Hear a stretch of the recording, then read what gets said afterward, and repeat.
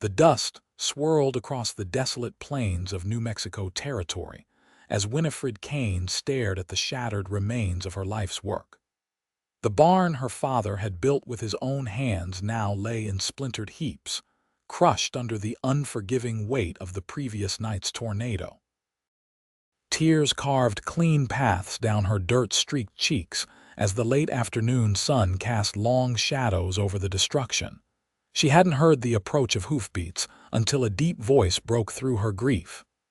"Miss, you all right?" Winifred looked up to see a tall stranger dismounting from a chestnut stallion. His face was partially hidden beneath the shadow of a worn cowboy hat, but she could see kind eyes studying her with concern. "Does it look like I'm all right?" she answered, her voice cracking. 3 months after burying her father, the last thing she needed was her barn collapsing, taking with it her only hope of maintaining the small ranch outside of Aztec. The stranger stepped closer, boots crunching on the debris. "Name's Jackson Irwin," he said, removing his hat and revealing sun-bleached brown hair. "Was passing through when I saw the damage. That twister last night was something fierce." Winifred nodded, wiping her eyes with the back of her hand.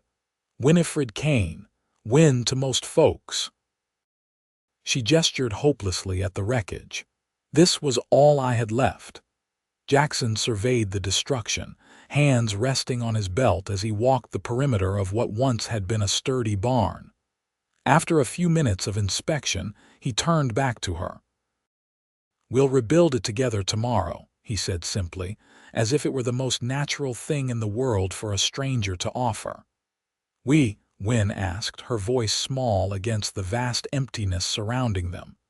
"You don't know me. Why would you help?" Jackson's weathered face softened. "Out here, folks help each other. That's just how it is." He glanced at the setting sun. "Got a place to keep your animals tonight?" Win nodded toward the small corral that had somehow survived the storm. "The horses can stay there. Chickens are in what's left of the coop." "Good. I'll be back at first light." He placed his hat back on his head.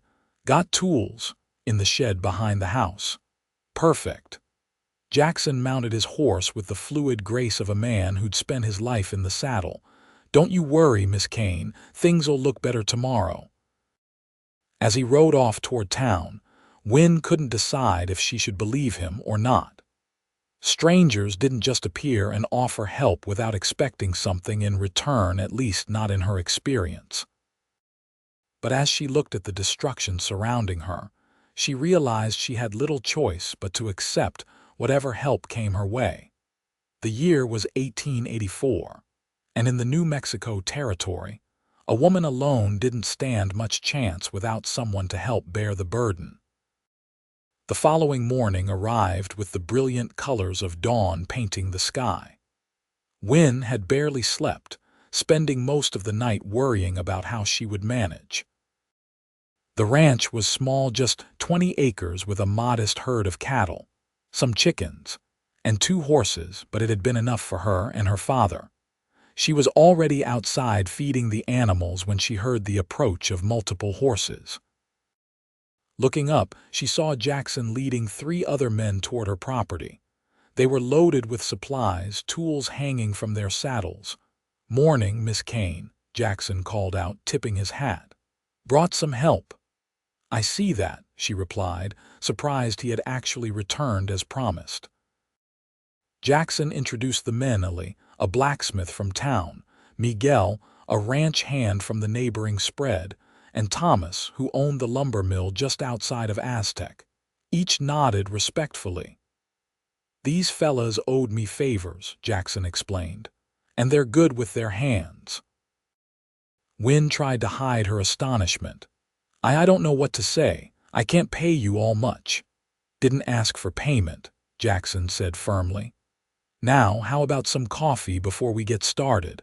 Over strong coffee brewed on Win's wood stove, the men discussed how to approach the rebuilding.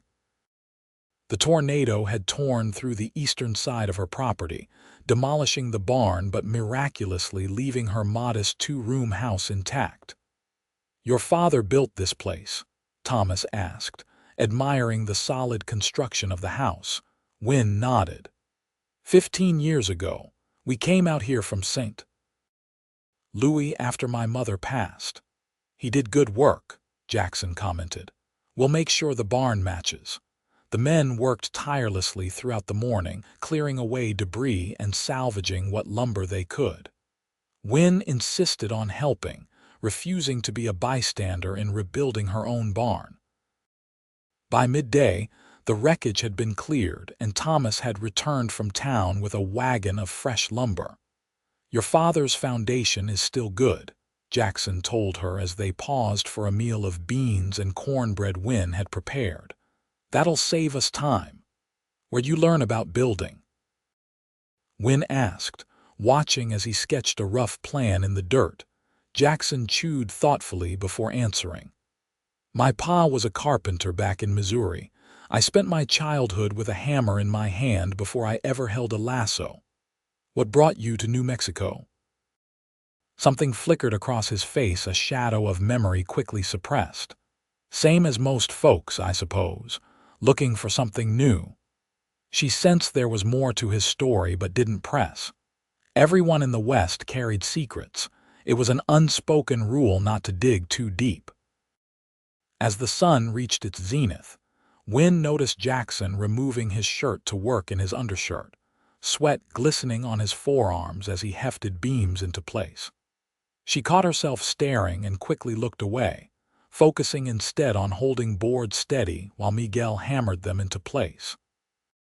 "You're strong for a city girl," Miguel commented with a friendly smile. "Not a city girl anymore," Win replied. "Haven't been for a long time."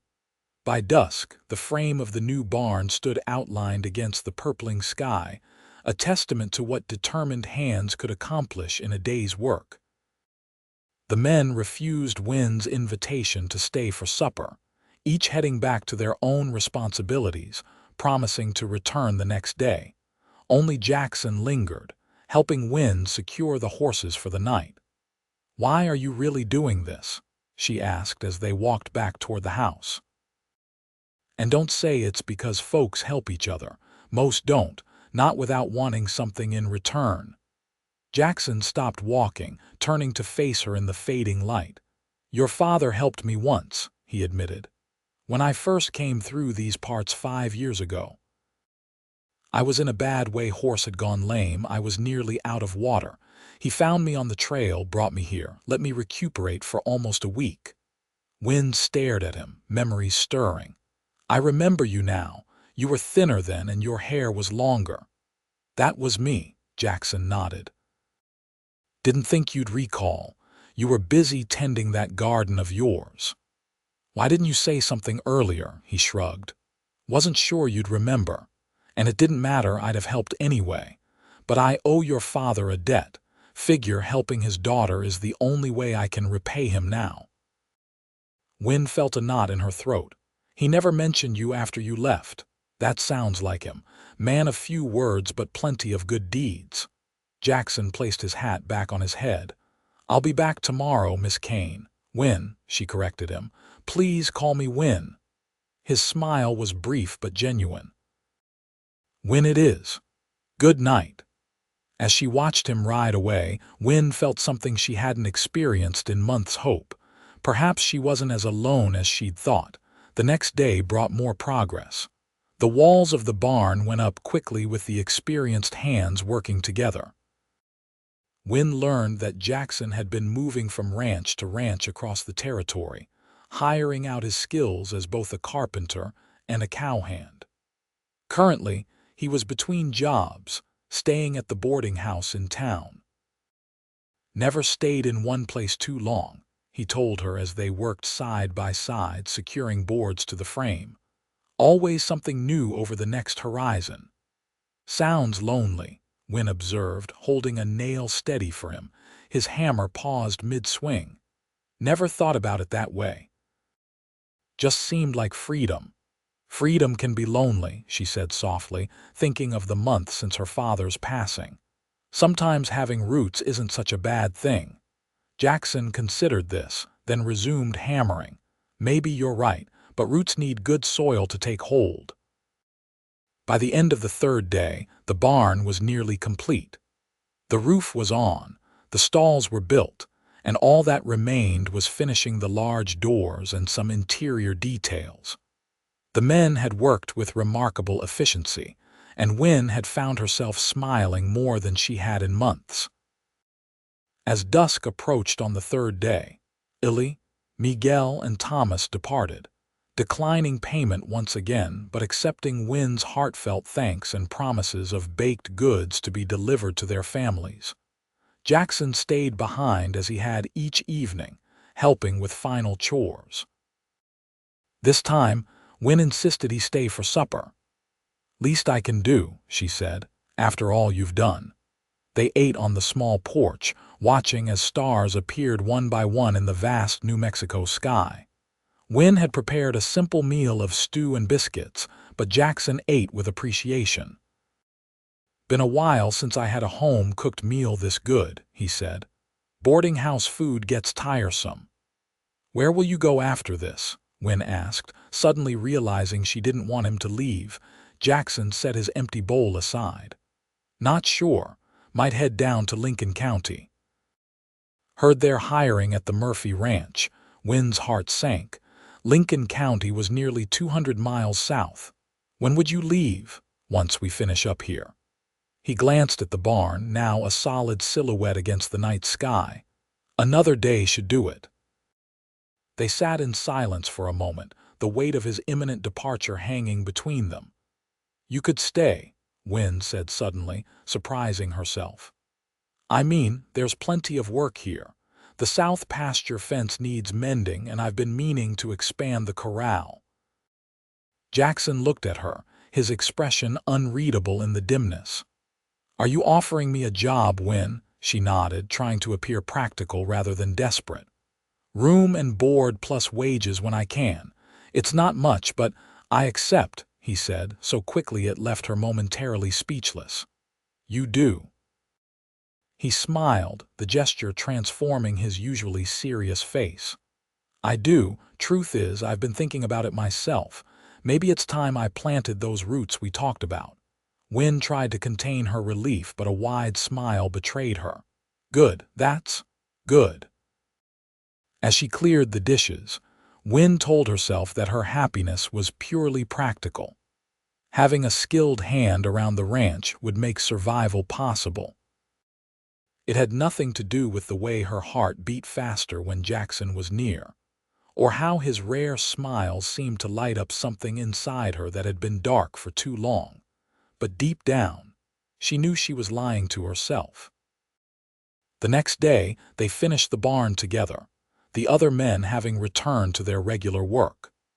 Jackson and Win worked side by side, their movements becoming increasingly synchronized as if they'd been partnering for years rather than days. "It's better than the original," Win said admiringly as they stood back to survey their work in the late afternoon sun. The new barn was sturdy and spacious, with a hayloft that would store enough feed for the winter and stalls that would comfortably house not only her current livestock, but allow for expansion. "Your father would approve," Jackson nodded, satisfaction evident in his voice. Win felt tears threatening and blinked them away. "Thank you," she said softly. "I don't know what I would have done if you hadn't come along." Jackson turned to her, his expression serious. "You'd have managed. You're stronger than you give yourself credit for." "Maybe," she conceded. "But I'm glad I didn't have to find out." Their eyes met, and something passed between them, a current of understanding and possibility. For a moment, Win thought he might reach for her hand, but instead he cleared his throat and stepped back. "Should get those animals settled in their new home," he said, turning toward the corral where the horses waited. Win nodded, both relieved and disappointed by the broken moment. "Yes, of course." That evening, Win showed Jackson to the small room off the kitchen that had once belonged to her father. It was simple, just a bed, a chest of drawers, and a small table, but clean and comfortable. "It's not much," she apologized. "It's more than I've had in years," Jackson assured her, setting his saddlebags on the bed. "I usually sleep in bunkhouses with a dozen snoring cowboys or under the stars." Win smiled. "Well, I don't snore. At least I don't think I do." "I'll let you know if I hear anything through the walls," he teased, a playfulness emerging that she hadn't seen before. She laughed, the sound surprising her. It had been months since she'd laughed genuinely. "I'll hold you to that." As she left him to settle in, Win felt a strange mix of emotions. Having a man in the house, particularly one who wasn't her father, should have felt improper, or at least unusual. Yet somehow, Jackson's presence felt right, as if he belonged there. The following weeks fell into a comfortable rhythm. They rose with the sun each day, sharing breakfast before tackling the endless tasks that came with running a small ranch. Jackson proved to be as skilled with cattle as he was with carpentry, and under his care, the small herd began to thrive. Win found herself watching him when he wasn't looking, the confident way he handled the horses, the gentle patience he showed with the new calf that was born a week after he arrived, the concentration on his face as he repaired fencing or built a new chicken coop. For his part, Jackson seemed content. He spoke little of his past, but occasionally shared stories of places he'd seen in his travels: the towering redwoods of California, the vast plains of Texas, the rugged mountains of Colorado. Win listened eagerly, having never traveled beyond the territory. "You should see those places yourself someday," he told her one evening as they sat on the porch after supper, a habit they'd fallen into. "Maybe," she said, though they both knew her responsibilities kept her tied to the ranch. One afternoon in late June, nearly a month after the tornado, Jackson rode into Aztec to purchase supplies. Win used the time alone to bake, preparing his favorite apple pie as a small gesture of appreciation. When he hadn't returned by sundown, she began to worry. The sound of hoofbeats finally came after dark, and Win rushed outside, relief flooding through her.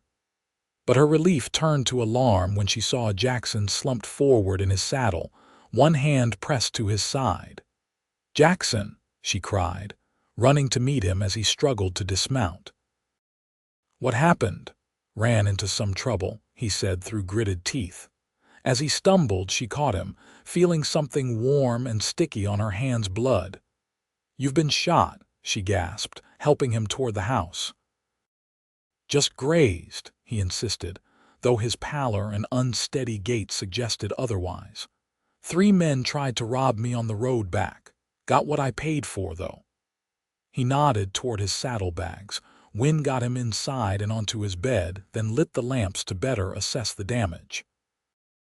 "Your supplies weren't worth your life," she scolded, helping him remove his blood-soaked shirt. The wound was a deep graze along his ribs, still bleeding steadily. Win worked quickly, cleaning it with whiskey, which made Jackson swear colorfully, then apologize for his language, before stitching it closed with needle and thread boiled to prevent infection. "Not your first time doing this," Jackson observed, watching her work with steady hands. "Pa came home injured more than once," Win explained, tying off the last stitch. "You learn to manage."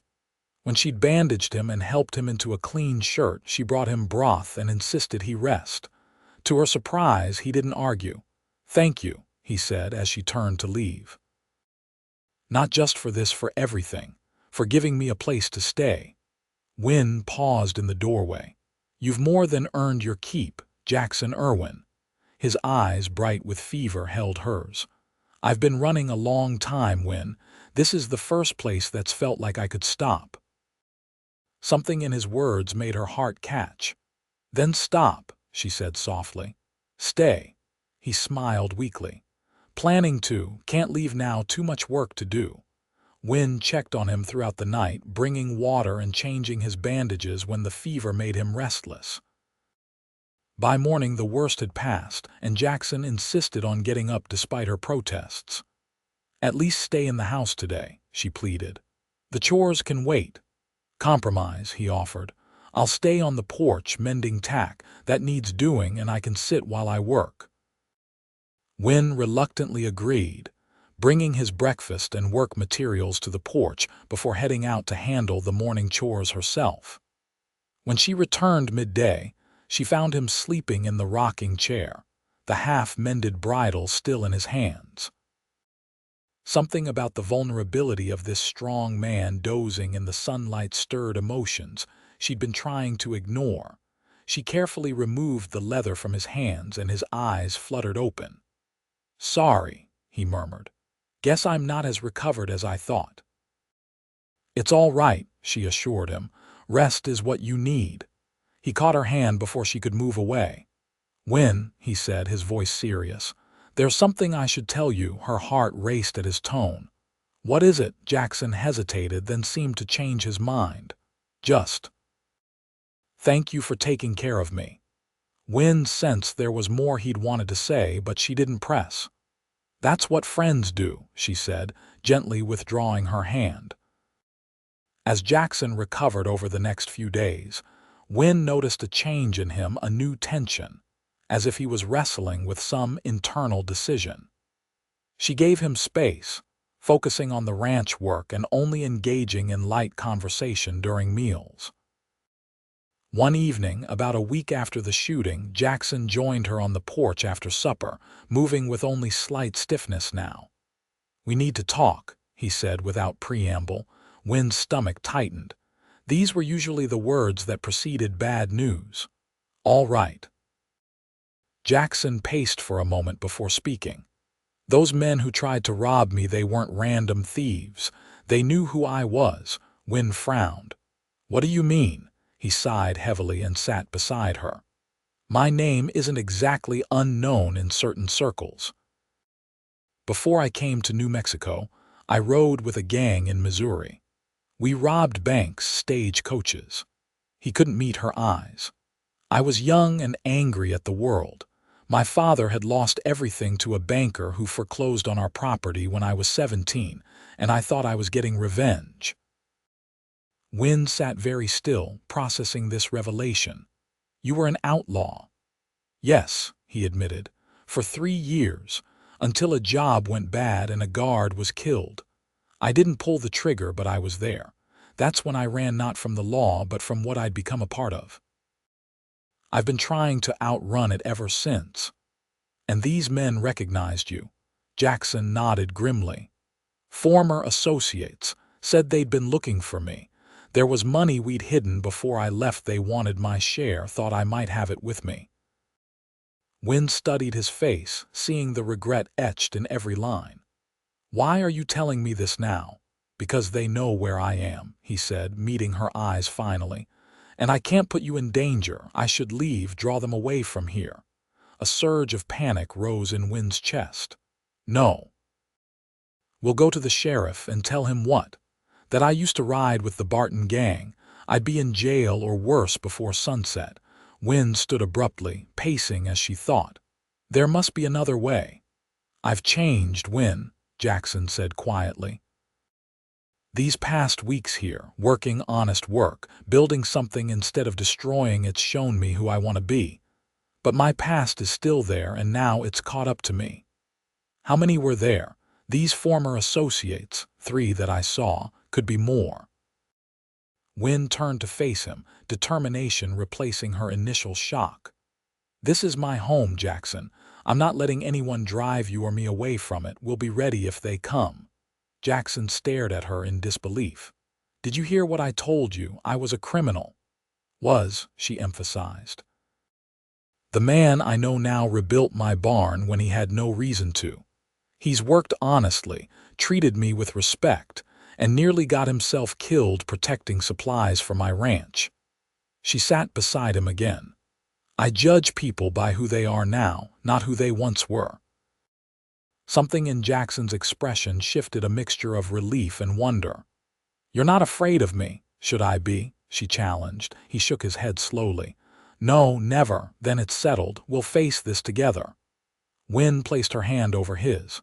"But no more secrets, Jackson. Promise me." He turned his hand to clasp hers, his grip warm and strong. "I promise." That night, they took precautions checking that the rifle was loaded and within easy reach, securing doors and windows before retiring. Despite the potential danger, Win felt strangely calm. Having the truth in the open had shifted something between them, creating a new intimacy born of trust and shared purpose. For 3 days, they remained vigilant, never venturing far from the house alone and keeping weapons close. On the 4th day, as Win was gathering eggs from the chicken coop, she heard the distant sound of approaching riders. She hurried back to the house, where Jackson was repairing a chair. "Someone's coming," she said, trying to keep her voice steady. 3 riders, maybe 4. Jackson was on his feet instantly, moving to the window.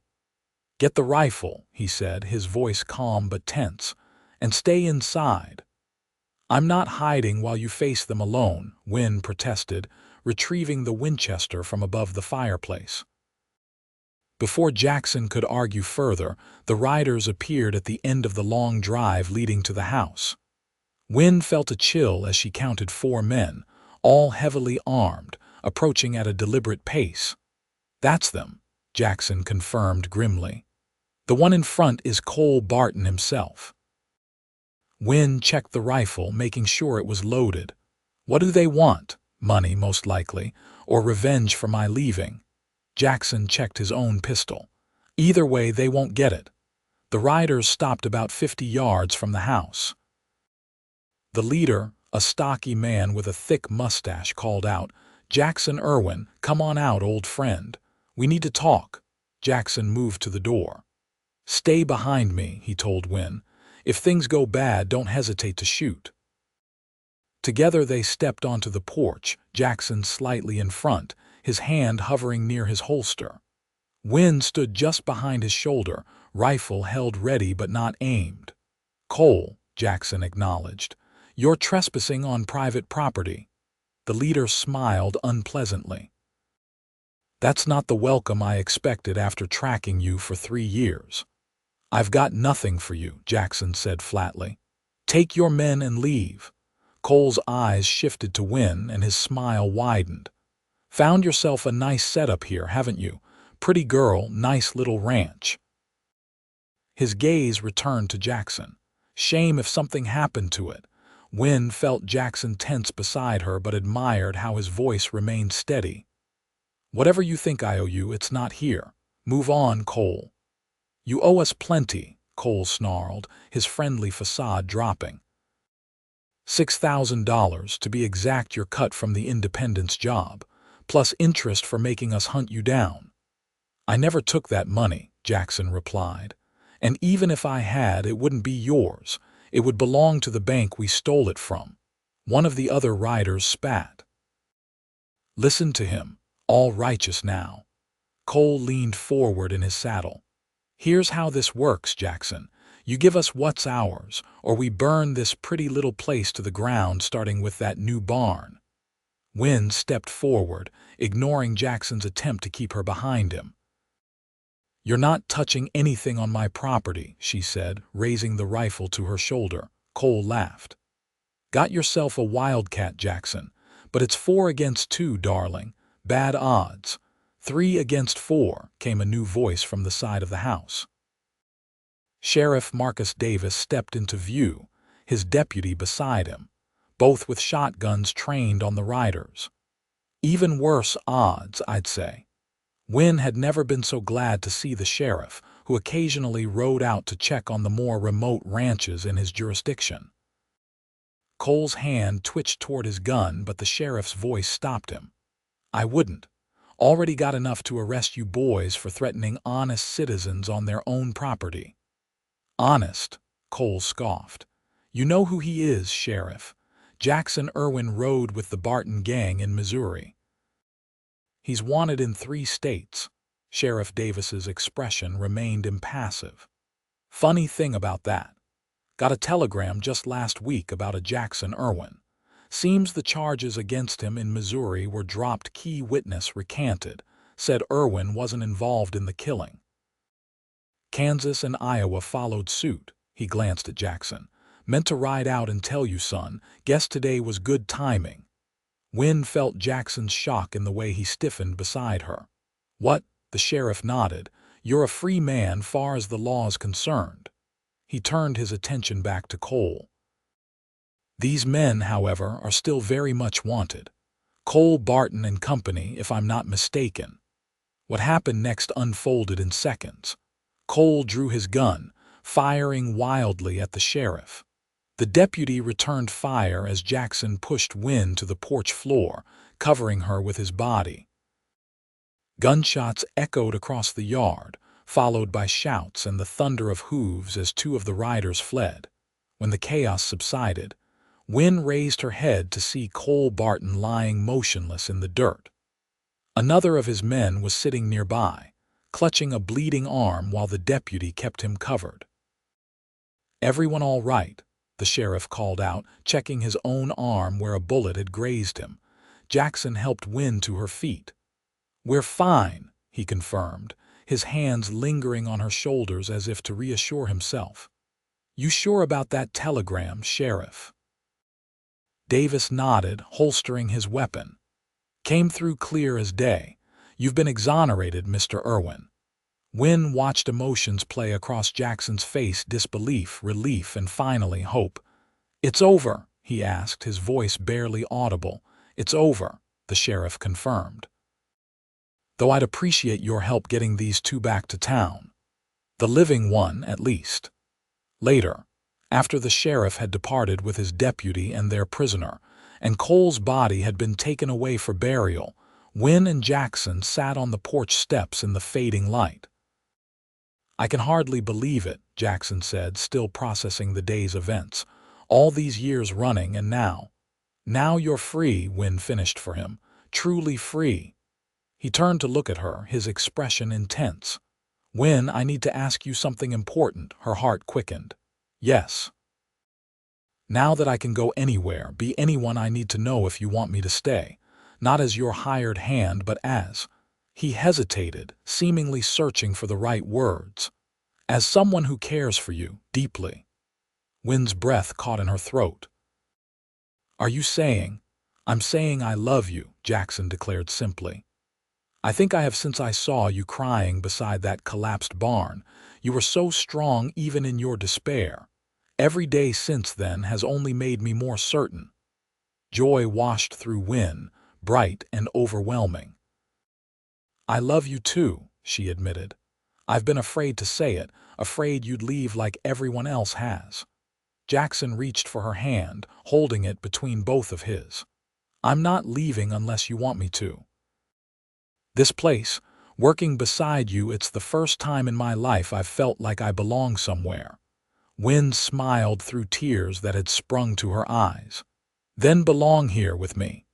He leaned forward, hesitating just inches from her face. Win closed the distance, pressing her lips to his in a kiss that felt like coming home after a long journey. His arms encircled her, strong and protective, as the last light faded from the sky. When they finally separated, Jackson rested his forehead against hers. "I never thought I'd find this kind of happiness," he murmured. "Neither did I," Win confessed. "After Pa died, I thought I'd be alone forever." "Not anymore," Jackson promised. "Not ever again." As summer turned to fall, the ranch flourished under their combined efforts. Jackson proposed properly on a crisp October evening, kneeling in the very spot where they'd first met beside the ruins of the old barn. The new structure stood strong behind them, a testament to what they could build together. They were married on the first day of November 1884, in a small ceremony attended by the handful of people who had become their friends: Sheriff Davis, Ali the blacksmith and his wife, Miguel and his family, Thomas from the lumber mill. The celebration afterward was modest but joyful, with music and dancing continuing well into the evening. That night, as Win lay in Jackson's arms in what was now their bedroom, she marveled at how much had changed in just a few months. "What are you thinking about?" Jackson asked, stroking her hair. "How strange life is," she replied. "If that tornado hadn't destroyed the barn, I'd have ridden right past," he finished, never knowing what I was missing. Win traced the line of his jaw with her fingertips. "Do you ever regret it?" "Settling down instead of continuing your travels." Jackson caught her hand, pressing a kiss to her palm. "Not for a single moment. Every day with you is an adventure greater than any I found on the trail." As winter descended on the New Mexico territory, bringing snow to the high desert and long, cold nights, Win and Jackson found warmth in their shared work and growing love. The ranch expanded as Jackson's carpentry skills and Win's determination combined to create new opportunities: a larger chicken coop, an expanded corral, even a small workshop where Jackson began crafting furniture to sell in town. Spring brought the miracle they hadn't dared hope for. So soon Win was expecting a child. The news brought both joy and a new sense of purpose to their lives. "We'll need a bigger house," Jackson declared, already sketching plans. "Another bedroom at least." Win laughed at his enthusiasm. "The baby won't need its own room for a while." "Maybe not the first one," he agreed with a mischievous smile. "But what about the second? Or third?" She raised an eyebrow. "Getting ahead of yourself, Mr. Irwin." He pulled her close, resting his hand on her still flat stomach. "Just planning for our future, Mrs. Irwin. That's what people with roots do, isn't it?" The expansion of their home became Jackson's project during Win's pregnancy. Working between ranch chores and with occasional help from friends in town, he added 2 new rooms and a larger kitchen to the original structure. Win contributed where she could, painting and sewing curtains as her condition allowed. By late autumn, as Win's time grew near, the house was ready. The nursery contained a beautiful cradle Jackson had crafted himself, carved with intricate patterns of leaves and stars. "It's perfect," Win said, running her fingers over the smooth wood. "Our child will be surrounded by beauty from the very beginning." Jackson wrapped his arms around her from behind, his hands cradling her rounded belly. "And love," he added, "more love than I ever thought possible." Their son, William Thomas Irwin, was born on a cold December night in 1885, with the assistance of the midwife from Aztec and Jackson's steadfast presence. The moment Jackson held his son for the first time, tears streaming unashamedly down his face, Win knew that their family was complete in a way neither of them had ever experienced. As William grew from infant to toddler, the ranch prospered. Jackson's reputation as a carpenter spread, bringing commissions from as far away as Santa Fe.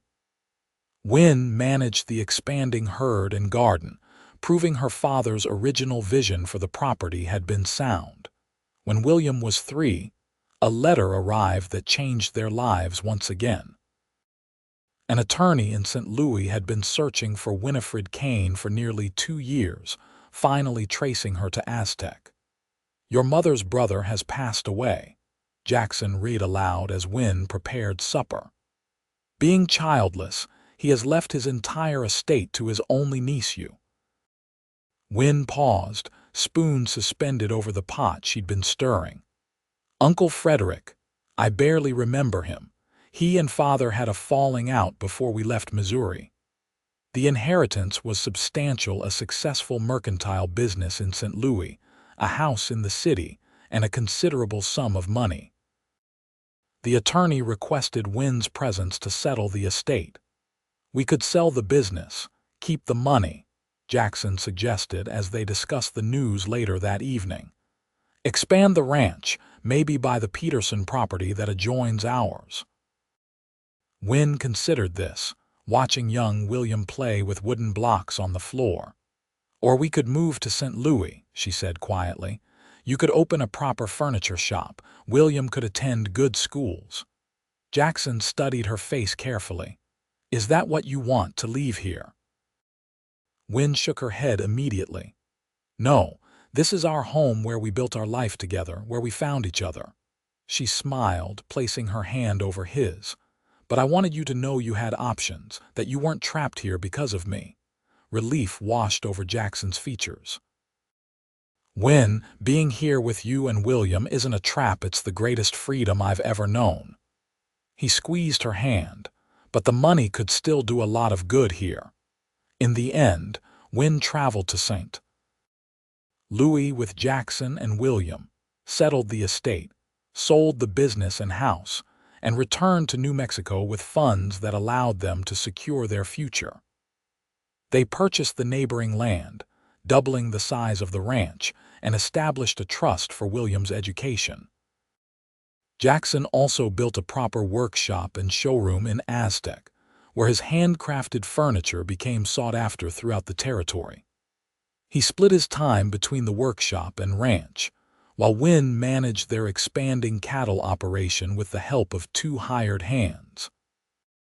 Their second child, a daughter named Eleanor, arrived in the summer of 1889, completing their family. As the children grew, the ranch became a hub of activity not just for work, but for community gatherings, holiday celebrations, and the simple joys of family life. On the 10th anniversary of the tornado that had brought them together, Jackson surprised Win with a special gift, a small wooden box, intricately carved with scenes depicting their story. Open it, he urged as they sat on the porch after the children had gone to bed. Inside, Win found a delicate silver locket. When opened, it contained a tiny sketch of their family on one side, and on the other, a miniature rendering of the collapsed barn where they had first met. To remind us that sometimes what looks like destruction is actually the beginning of something beautiful, Jackson said, helping her fasten it around her neck. Win touched the locket, emotions welling up. I never thought I could be this happy, she confessed. That day I was crying beside the barn. I thought my life was over, but it was just beginning. Jackson smiled, the lines at the corners of his eyes deepening, evidence of years spent squinting in the sun and laughing with his family. Best decision I ever made was stopping to help a stubborn woman rebuild her barn. And the best decision I ever made was letting you, Win replied, leaning her head against his shoulder as they gazed out at the ranch they had built together, the expanded barn. The corral filled with horses, the bunkhouse for their ranch hands, the workshop where Jackson created beauty from raw wood, and most importantly, the home where their children slept safely. From destruction had come creation, from chance had come purpose, from 2 lonely souls had come a family bound by love stronger than any storm. As twilight deepened into night, Win and Jackson remained on the porch, hand in hand, watching the stars emerge above the land. They both loved the land that had given them each other. Tomorrow would bring new challenges and joys, as each day did, but they would face them together, just as they had promised beside a collapsed barn so many years ago.